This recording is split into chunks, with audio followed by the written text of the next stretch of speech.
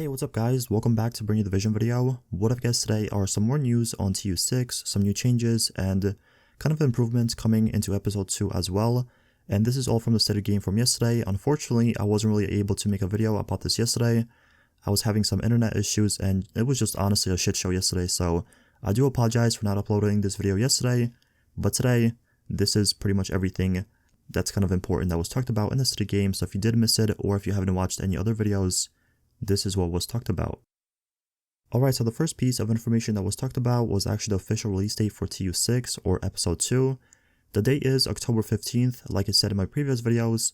So yes, mark your calendars, on October 15th this thing is coming out. If you do plan on playing the game or testing out some of the new features, the changes to the weapons, and just pretty much the entire game, this patch is going to have a lot of changes to pretty much everything. So if you want to test it out, if you are going to play this, again, mark your calendars for October 15th.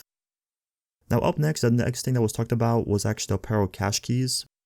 And as you guys know, with this recent apparel event we did have, it was honestly pretty hard to get keys and it just took a long time and you couldn't really tell when you were getting, cache keys. A lot of people were frustrated with this. If you have been like on Reddit or kind of watching YouTube videos, a lot of people were complaining about this. So the developers actually responded to this and this is what they said.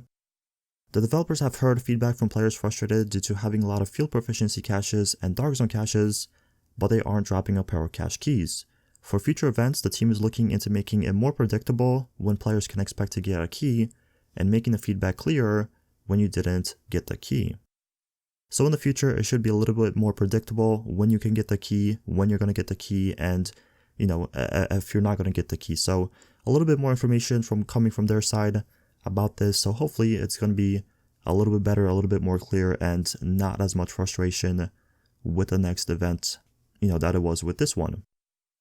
Up next, they actually talked about some improvements and latency to hit registration.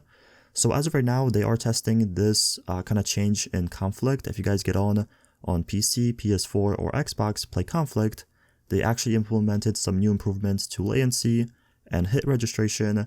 And if you are having some issues, if you notice it, if you notice a difference, or if you notice some lag or some kind of not hit registration happening in certain matches, let them know on the forums. Again, they're testing this out on Conflict because it doesn't impact the rest of the game. So, again, if you want to go play Conflict, test this out, give them feedback if it's better, if it's worse, just, stuff like that.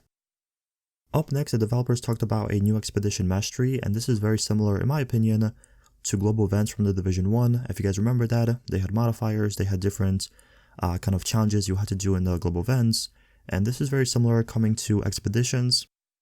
And again, it is called a mastery. So this is what it is. When you have completed the expedition on story mode, you will get access to new features. Players will now be able to play Kentley College on normal, hard, and challenging difficulties, and you will also get access to the new Masteries, which are kind of time trials. And this is the description for it. So each wing can be completed on different difficulties, and each difficulty is a time trial. Depending on how fast you finish the wing, you get rewarded with bronze, silver, and gold stars. Player skill and communication with their group will determine how quickly they can finish an investigation area.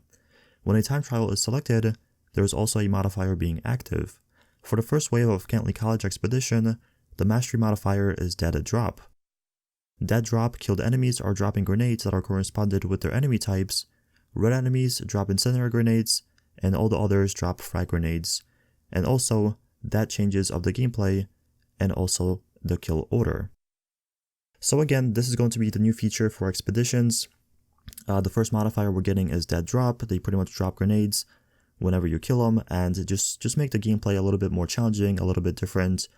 And I really wish they do add modifiers to actual missions in the game, like or even Strongholds, something like that you have an option of playing them with a modifier. It's not only going to make the mission a little bit different with the kind of tactics you have to use, if you have to play slow or really fast, or if you have to stick together with your teammates, and also it's just going to refresh the mission itself. In my opinion, it's going to make it a little bit more enjoyable, a little bit different, and for anyone who's still grinding these missions for builds or gear and stuff, it's gonna refresh the missions overall.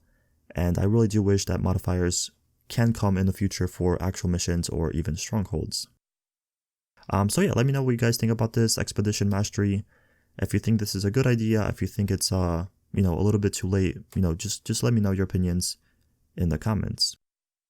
The last thing I do want to mention are the new invaded missions and the new hidden boss. So in TU6, we're getting 2 new invaded missions. The Manning National Zoo is converted into a stronghold that will be part of a weekly invasion, and it also got its rewards buffed to stronghold level. Since it is a very long mission, it also got more bosses. Camp White Oak can also be invaded, and the flow of the missions was also adjusted, and you can take new routes in the missions. So again, Camp White Oak can be invaded now, and the Manning National Zoo is converted into a stronghold for TU6. And that was kind of expected. That mission is very, very, very long, so I was kind of surprised when it was a normal mission at first. But now being a stronghold, it kind of makes more sense, and obviously the rewards got buffed a little bit to stronghold level. And the final thing is this new hidden boss. So this is what they said on the stated game. There's a hidden boss in the National Zoo mission that has not been discovered so far. There's no interaction that pops up. Once you do some things, you will find and interact, and that will spawn a boss. When you have an area where you have a football field of nothing, you should probably look around. And once again, this is what they said on the stated game, and a couple hours later, a lot of people found the boss. A lot of people, made videos and discovered this boss, how you unlock it and how you spawn and stuff like that. So this is what the boss looks like, and it's pretty easy, pretty simple. If you guys want to know a tutorial of how to do this, I will leave a link in the description to a pretty good tutorial video you guys can check out and spawn this boss yourselves. But yeah, that's pretty much everything for the state of the game kind of highlights. Again, TU6 is releasing October 15th. Cannot wait for this. Hopefully it kind of revives the game a little bit and brings some people back with the new content, new changes, and just pretty much everything new. Hopefully it is a good time. But once again, thank you all so much for watching. Don't forget to leave a like, subscribe for more videos, and I'll see you guys in the next one. Peace out.